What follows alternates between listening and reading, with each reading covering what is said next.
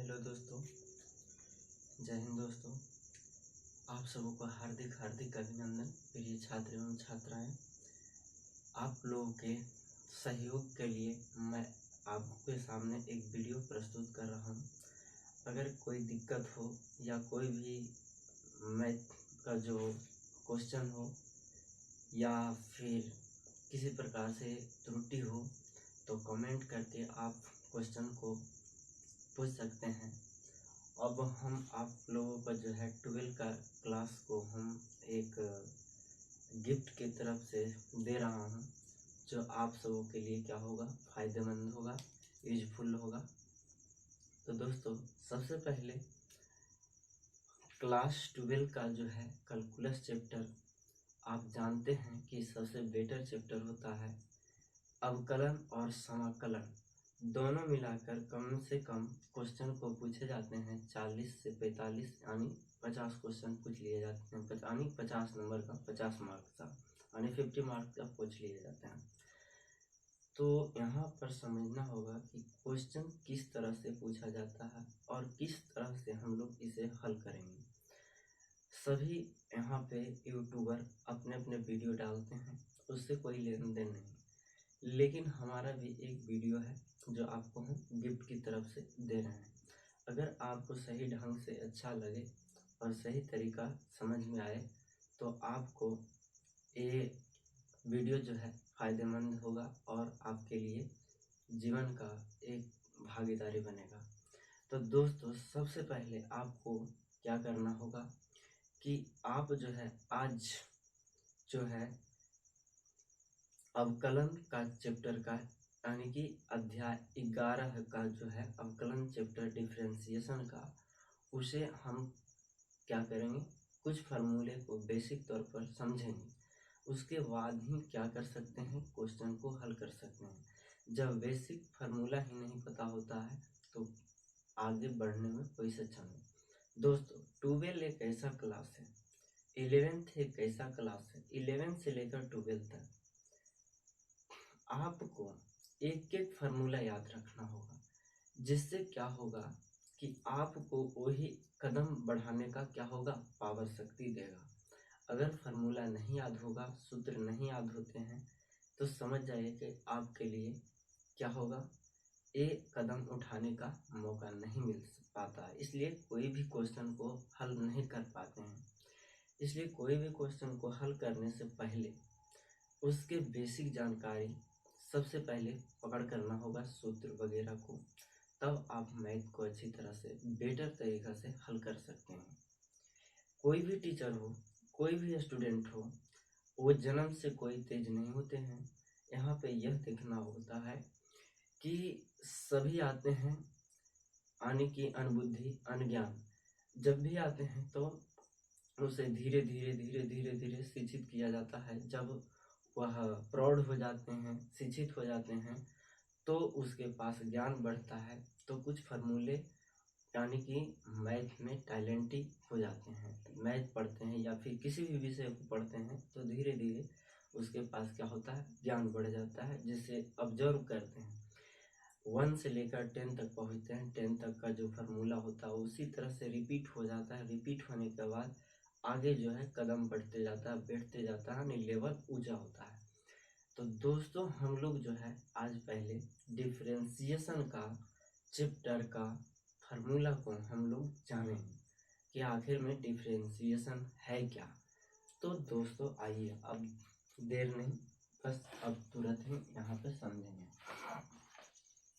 तो हमारा जो चैप्टर है क्या है, डिफरेंशिएशन। क्या होता है, डिफरेंशिएशन,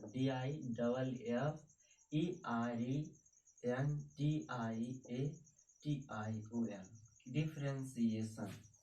इसका हिंदी हो जाता है अवकलन। क्या होता है दोस्तों, अवकलन। अवकलन होता है डिफरेंशिएशन। यह जो है पूरे जो एक्सरसाइज है, आप पूरे एक्सरसाइज में क्या करेंगे, रनिंग करेंगे। उसी प्रकार से इंटीग्रेशन है, पूरी तरह से रनिंग करेंगे।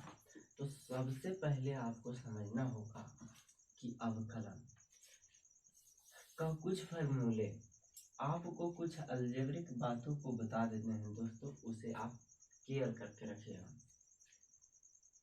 सबसे पहले आपको यह ध्यान देना होगा कि बेसिक फार्मूला में याद रखना है, अलजेब्रिक फार्मूला में x⁻0 का वैल्यू 1 होता है। आपको फिर यह भी याद रखना होगा कि अगर a के पावर भी 0 पूछ दे तो भी 1 होता है। आपको यह भी याद होना चाहिए कि a,b,c⁻0 मान तो भी मान एक ही होगा। अगर आपसे यह भी पूछ देगा 37 या किसी प्रकार के नंबर के पावर 0 तो भी एक होगा। इस तरह से आपको फार्मूला याद रखना चाहिए। अगर आपको पूछ दिया जाएगा x के पावर -1 तो इसका वैल्यू होता है 1/x। अगर आपसे यह भी पूछ दिया जाए कि 1/x तो इसको उलट के डिफरेंशिएशन के वक्त यह सब काम देगा, x के पावर -1। अगर ऐसा भी पूछ दे कि 1/√2 अरे √x ऑन अपॉन यानी कि 1/√x, तो आपको यह समझना होगा कि रूट के बदले में होता क्या है, रूट के बदले में होता है x के पावर 1/2। अब यहाँ पर 1/√x है तो रूट के मतलब होता है हाफ, तो पावर यहाँ पर हाफ देंगे और इसे ऊपर की ओर ले जाएंगे इनवर्स की तरफ। तो ये सब हमको बताने का मकसद यही है दोस्तों कि ये सभी आपके बेसिक जड़ है। अगर आपको ये सब नहीं आते हैं तो मैथ सॉल्यूशन करने वक्त आपको प्रॉब्लम पहुंच सकता है। ये सभी क्या होगा कि डिफरेंशिएशन के वक्त आपको ये सब को मान चेंज करते होना यानी कि चेंज करना होगा। तो इस तरह से आप चेंज कीजिएगा तो आपका लाइन यानी लेवल बढ़ेगा और कदम टू कदम आगे बढ़ेगा, तो मैथ तुम्हारा सॉल्यूशन हो जाएगा। हमारा अब जो है फार्मूला बताने का प्रयास, सबसे पहले इसे रिमूव करते हैं। अब हम लोगों को यहाँ पर ध्यान देना होगा कि डिफरेंशिएशन जो है एक फलन चैप्टर होता है, यानी एफ एक्स कोई दिया रहेगा मान, या तो फिर y इक्वल करके कोई मान दिया रहेगा, कोई फलन दिया रहेगा, कोई फंक्शन रहेगा, तो उसे हम क्या करेंगे, देखते हुए क्वेश्चन को हल करेंगे कि x के सापेक्ष है या फिर थीटा के सापेक्ष है, फिर अल्फा के सापेक्ष है। इस तरह से एंगल देखते हुए काम करना होगा कि फलन किस पर क्या है, डिफरेंशिएबल है। तो सबसे पहले आपको यह ध्यान देना होगा कि कुछ फार्मूले को यहाँ पे हम लिखते हैं जो कि इस तरह से हैं। अगर आपसे पूछ दिया जाएगा, जहाँ डी लगा होता है तो इससे डिफरेंशिएशन को छोटा डी से यानी कि डिनोट कर सकते हैं और डिफरेंशिएशन के लिए डी से सूचित करते हैं। अब हम यहाँ पर कोई मान हम यदि ले लेते हैं x, तो इसे हम डिफरेंशिएशन करते हैं। तो डिफरेंशिएशन के वक्त यहाँ पे x कोई फंक्शन होता है यानी कि f(x) बराबर x यानी कोई फलन दिया है, तो इसे हम डिफरेंशिएशन करते हैं। तो यहाँ पर f' लगाते हैं और इसको जो है x का डिफरेंशिएशन वैल्यू 1 होता है। इस तरह से आप समझ गए। तो अब दूसरी तरह से समझिए कि यदि y बराबर कोई फलन x दिया हो, y बराबर कोई फलन x दिया हो, इसे x के सापेक्ष में डिफरेंशिएशन करना होगा, तो इसमें d लगाना होगा और अपॉन इसके किसके सापेक्ष करना होगा, ये भी लिख दीजिए। डिफरेंशिएशन विथ यहाँ पर जो दे रहा है फलन मान यानी फलन जो दिया रहेगा उसी के सापेक्ष करना। यहाँ पे x है फंक्शन, तो हमें क्या करना होगा, differentiation with respect to x के सापेक्ष में करना होगा। तो यहाँ पर बोथ साइड यानी dy dx बराबर dx बटा dx। तो dy dx याद रखना कि x का डिफरेंशिएशन वैल्यू का मान जो होता है 1 होता है। तो 1 कहाँ से आता है, कैसे आता है, ये आपको ध्यान देना होगा। तो dx जो है dx कट जाएगा x के सापेक्ष में, तो 1 ही आएगा। क्या होगा? 1। दोस्तों हम सबसे पहले अब फार्मूले को लिखते हैं पहले, उसके बाद ही कुछ करेंगे। चलिए सबसे पहले हम लिख देते हैं डिफरेंशिएशन का फार्मूला, तब आगे बढ़ते हैं। चलिए लिखते हैं dx और dx का डिफरेंशिएशन वैल्यू 1 होता है, एक फार्मूला। दूसरी फार्मूला जो है, अगर इस तरह से पूछ ले d के पावर x के पावर n और dx, तो याद रखना जो उसका पावर वैल्यू होता है, घात वैल्यू होता है, उस सबसे पहले क्या होता है? आगे आता है और गुणक होता है, और जो मान दिया रहता है x के पावर n का डिफरेंशिएशन, जो उसके पावर में मान 1 घटा लिया जाता है। जैसे कि यहाँ पर एक एग्जाम्पल के तौर पर हम समझाते हैं कि x टू द पावर 2 है, और इसे d बाई डी एक्स की यानी कि x के सापेक्ष में करेंगे डिफरेंशिएशन। तो इसे हम तीसरा मान लेते हैं, एक तरह से फार्मूला ही। तो इसके n था तो n आगे आगे, तो इसके 2 हैं तो 2 आ जाएंगे, और x to the power n में क्या घटाएं? 1, तो हम भी घटाएंगे क्या? 2 में 1। तो हम इसे डिफरेंशिएबल वैल्यू हमें मिला 2 में से गया 1। तो हमें यह भी ध्यान देना होगा, किसी भी अगर चर जो मान है वेरिएबल मान के ऊपर 1 नहीं लिखा जाता, बल्कि 1x लिखा जाता है। हाँ, माइनस आ जाएगा तो हमें उसे डिनोमिनेटर में रखेंगे। जैसे कि आपसे पूछ दे यहाँ पे कि चौथा में d 1/x² का डिफरेंशिएशन वैल्यू क्या होगा, इस तरह का। ये तो इसका हल हो गया। अब तुमसे पूछ दिया कि d का यानी कि 1/x² का डिफरेंशिएशन क्या होगा, तो हम लोग यहाँ सोल्व करते हैं। जैसे कि 1/x² dx x के सापेक्ष में करेंगे, तो यहाँ पे x² जो है, सबसे पहले हम उसे नीचे से वैल्यू ऊपर पहुँचाते हैं, उसे माइनस में लिखते हैं, और dx। अब इसे हम डिफरेंशिएशन करेंगे, तो सबसे पहले इसका पावर को हम पहले लाएंगे, तो -2, और x के पावर -2 में -1 घटाया जाता है। अब यहाँ पे हमें -2 x टू द पावर -2 1 3 हो जाएगा, तो -2 और x टू द पावर -3 है, तो ये क्या है? इन्वर्स में, तो इसे प्लस करने के चलते पावर में इसे नीचे लाया जाता है। तो हम लिख सकते हैं 2 × 1, तो -2/x टू द पावर 3। तो ये सभी बेसिक आधार चीज है। ये फार्मूला जो है, ये 2 फार्मूला हुआ। अब ये सभी क्वेश्चन के आधार पर हम क्या कर रहे हैं, बता रहे हैं कि इस तरह से आपको आएगा बीच बीच में, तो आपको सॉल्यूशन इस तरह से करना होगा। तो चलिए हम इसे रिमूव करते हैं और आगे फार्मूला को हम डिनोट करते हैं।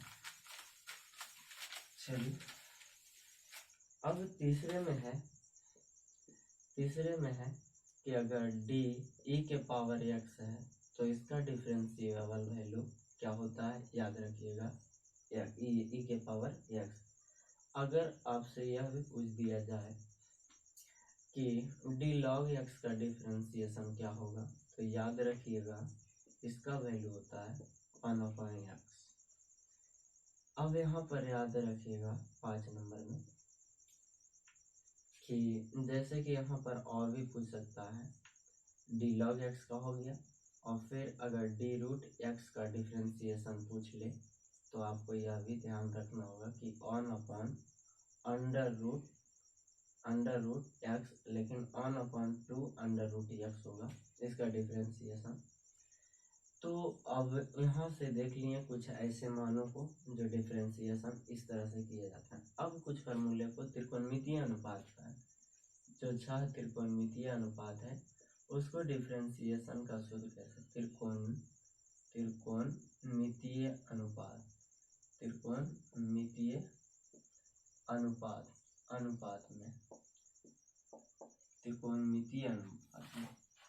देखो दोस्तों, ये सबसे बेटर होता है।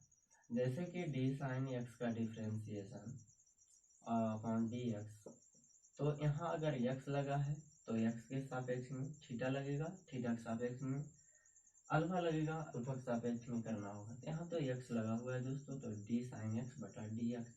हम इसको डिफ्रेंसिएशन करेंगे तो हम बताएंगे इसका कॉस एक्स। क्या बताएंगे? कॉस एक्स मान होता है। दूसरा जो है त्रिकोणमितीय अनुपात, जैसे कॉस एक्स है, क्या है? कॉस है, और इसके एक्स के सापेक्ष में कॉस का होता है minus sine x, differential value. तीसरा है जो दोस्तों त्रिकोणमितीय अनुपात डी tan एक्स, तो डी tan एक्स का डिफरेंशिएबल वैल्यू होता है इसको सेक स्क्वायर। क्या होता है? Sec square x. 4 में त्रिकोणमितीय अनुपात जो है कॉट एक्स। क्या है? Cot x. तो कॉट एक्स का डिफरेंशिएबल वैल्यू होता है कॉसेक स्क्वायर एक्स, माइनस में क्या होता है? माइनस में कॉसेक स्क्वायर एक्स। 5 में जो है दोस्तों डी सेक एक्स, इसका डिफरेंशिएबल वैल्यू क्या होता है? सेक एक्स क्या होता है? Sec x into tan x. क्या होता है? टेन। और छठा जो है त्रिकोणमितीय अनुपात डी कॉसेक एक्स। क्या है? डी कॉसेक एक्स, इसका डिफरेंशिएबल वैल्यू होता है आपका minus cosec x into cot x. क्या होता है? Cot x. याद रहे ये सभी फॉर्मूले आपके लिए क्या होंगे? एक पावर शक्ति का ऊर्जा मिलेगा, यानी आपको ये सभी बेसिक आधार आपका मजबूत है तो आप कोई भी डिफरेंशिएशन कर सकते हैं फलन दिया रहने पर। तो आपको हम बेसिक फार्मूला बता दिए दोस्तों। अब हम लोग क्या करेंगे? अध्याय की ओर बढ़ेंगे, चैप्टर की ओर। आपका अध्याय जो है यह एक्सरसाइज 11 है, 12 क्लास का 11 चैप्टर, सबसे बेटर चैप्टर स्टार्ट हुआ है। चलिए हम इसे रिमूव करते हैं। चलिए अब हम लोग जो है एक्सरसाइज 11.1 का क्वेश्चन को हल करेंगे जी। तो अब यहाँ पे ध्यान देना होगा कि जैसे कि एक्सरसाइज 11.1 का क्वेश्चन नंबर जो है, क्वेश्चन नंबर को हल करेंगे। यहाँ पर क्वेश्चन नंबर 1 में दे रखा है कि साइन ए एक्स प्लस बी। क्या है? साइन ए एक्स प्लस बी। तो इसे सोल्व करने से पहले हम लोगों को यह सोचना होगा कि यह जो फंक्शन है, फलन है दिया हुआ, तो इसे मान लेना होगा। क्या मान लेना? माना कि y बराबर साइन ए एक्स प्लस बी। क्या है? y इक्वल साइन ए एक्स प्लस बी। तो यहाँ पर ध्यान देना होगा कि ये फलन दिया है, तो यहाँ पर लिखना होगा कि डिफरेंशिएशन, यहाँ पर both side differentiation with respect to x के सापेक्ष में, differentiation with respect to x के सापेक्ष में, यानी बोथ साइड दोनों तरफ एक्स के तुलना में, एक्स के सापेक्ष में डी वाई डी एक्स। क्यों? क्योंकि यहाँ पे एक्स लगा हुआ है तो एक्स के सापेक्ष में करना। अगर थीटा लगा रहता तो थीटा के सापेक्ष। यहाँ बी कोई अचर मान है। क्या है? अचर मान। यहाँ कोई नंबर मान लेना है, इसे एक्स जिसमें लगा है उसी के सापेक्ष करना होगा डिफरेंशिएशन। तो यहाँ पे y है तो हम करेंगे x के सापेक्ष में दोनों तरफ, तो डी वाई डी एक्स। अब यहाँ पे साइन है ए एक्स है प्लस बी है, अब इसमें d लगाएंगे और डी एक्स करेंगे। दोस्तों यहीं तक नहीं, आगे बढ़िए। अब डी वाई डी एक्स जो है, d एक बार साइन जो होगा ए एक्स प्लस बी के तुलना में होगा, और जो एंगल दिया हुआ रहेगा उसके सापेक्ष में होगा। और दूसरे बार जो आएगा ये जो एंगल है इसके सापेक्ष में ax प्लस बी, अब जो होगा अब x के सापेक्ष में हो जाएगा। तो हम लोगों को यह ध्यान देना होगा कि d by d x sine का होता है cos x, और ये एंगल को कोई मतलब नहीं रखना है, जैसे है उसे ही लिखना है, चेंज होता है साइन। अभी याद किए थे कि साइन का होता है डिफरेंशिएशन cos, क्या होता है cos, तो हम लिख दिए हैं cos ax प्लस बी। अब यहाँ पर देखना होगा कि यहाँ पर कोष्टक में दिया हुआ है ax प्लस बी, तो हम कोष्टक में डी जो लगा है डी लिखेंगे, ए यहाँ कोई अंक मान लेना है तो उसे बाहर रखना है यानी इसके लिए। अब इसको क्या करना है, जो है dx बटा dx करेंगे, अब प्लस db बटा dx। एक बात को और रखना है ध्यान, ये जो है dx जो है ये जो है गुना में रहेगा और x को किया जा रहा है डिफरेंशिएशन यानी d अपॉन dx और x, और ये जो है गुना में रहेगा, फिर इसमें dv अब बटा में dx। अब एक बात यहाँ याद रखना होगा कि अगर कोई भी अचरमान का डिफरेंशिएशन संख्या का किया जाता है तो उसका डिफरेंशिएबल वैल्यू जीरो माना जाता है। क्या माना जाता है? जीरो। तो जीरो उसका होता है वैल्यू। आप यहाँ भी देखिए कि अगर ए बी सी डी सिर्फ रहे, अब यहाँ पर देखना है कि बी है एक्स के साथ नहीं है, तो समझ जाना कि अगर डी ए बटा डी एक्स का अगर डिफरेंशिएशन करेगा तो क्या होगा, जीरो। याद रखना है, क्या याद रखना, जीरो। तो अब यहाँ पर से आपको ध्यान में आ गया होगा। चलते हैं आगे, तो डी वाई बटा डी एक्स बराबर कॉस जो है और ए एक्स प्लस बी है। अब अंदर में ए रह गया, डी वाई डी एक्स का डिफरेंशिएशन आप वन जानते हैं, अब यहाँ इसका वैल्यू क्या होगा, जीरो। तो अब यहाँ से cos A x plus B, और ये जो ए है बचा है ए और प्लस जीरो खत्म, तो आनी डी वाई बटा डी एक्स बरा आनी फिर डी वाई डी एक्स जो है मानी क्या मिला, डी वाई डी एक्स का जो है वैल्यू मिला वो वे ए हो गया और cos A x plus B हो गया, ये आपका मान मिल गया। तो ये था एक्सरसाइज 11.1 का फर्स्ट नंबर क्वेश्चन। तो ये हुआ डी वाई डी एक्स का वैल्यू मान प्राप्त हुआ, यानी डी वाई डी एक्स यहाँ से आपसे लिख देते हैं कि cos A x plus B, और ये जो है गुना में इसको शुरू में लिख दिया जाता है, तो ये आपका मान मिल गया डिफरेंशिएबल वैल्यू। ये क्वेश्चन नंबर 1 था। तो दोस्तों आज का जो है हम पहला क्वेश्चन बताए हैं और इसी तरह से आगे भी सॉल्व होगा, तो हम इस वीडियो पे ही पॉज करते हैं और स्टॉप करते हैं, फिर आगे हम अगला जो है वीडियो अगला पार्ट में डालेंगे। थैंक्स दोस्तों, जय हिंद दोस्तों, ओके।